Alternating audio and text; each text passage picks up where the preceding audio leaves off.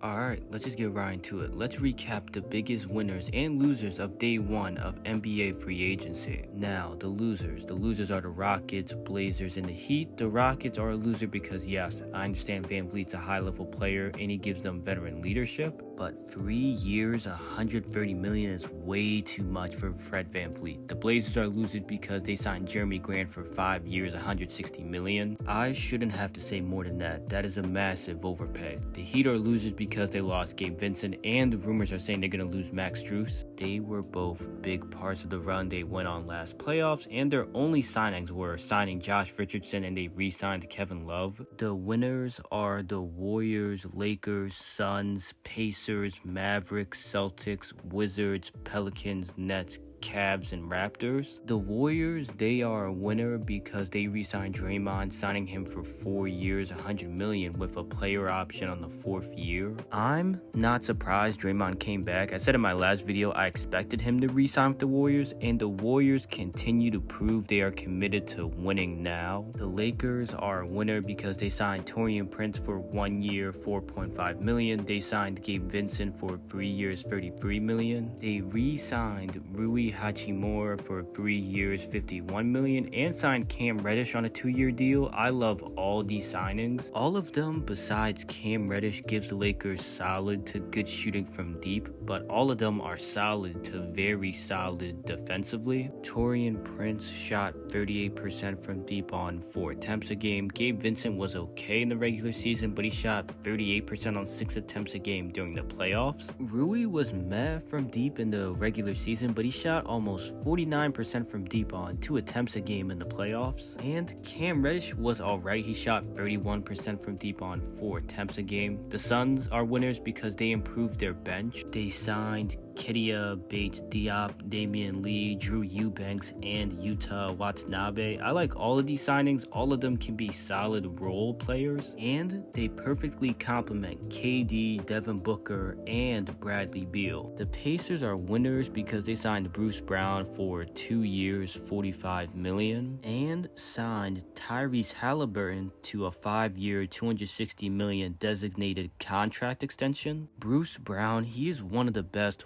role players in the NBA. He can just do a little bit of everything. He's a solid shooter from deep. He can be the point guard when Tyrese Halliburton is on the bench. He's a good point of attack defender. He can guard point guards to small forwards, and he can guard some power forwards, and he brings championship experience to a young Pacers team that can potentially be a playoff team this upcoming season. And the Pacers locked down Tyrese, confirming he is their franchise player. The Mavericks are winners because they re-signed Kyrie Irving, and they got him back on a cheaper deal than I thought they would, signing him for 3 years, $126 million. The Celtics are winners because they signed Porzingis to a new extension, signing him to a 2-year, $60 million extension. The Wizards are winners because they re-signed Kyle Kuzma, signing him for 4 years, $102 million. I'm surprised Kuzma re-signed with the Wizards. I thought the Wizards would let him walk with them heading into a rebuild, but Kuzma isn't a terrible fit, and it's definitely going to be fun watching who takes more shots between him and Jordan Poole. And his contract isn't that crazy, and the Wizards can easily trade him next offseason for a decent return. Now, the Nets are winners because they re-signed Cam Johnson, who's a great shooter from deep. He shot 40% on 6 attempts a game. They are able to keep him to continue to build that young core they have, and they keep the second player they got in the KD trade. The Pelicans are winners because they were able to re-sign Herb Jones for 4 years, $54 million. He's one of the best defenders in the NBA, and he can still grow with this Pelicans young core. Cavs are winners because they re-signed Caris LeVert for 2 years, $32 million, and they signed George Niang for 3 years, $26 million. I liked both of the signings. They both are good shooters from deep, with LeVert shooting 39% from deep on 4 attempts a game. LeVert is also a decent shot creator and is a decent playmaker,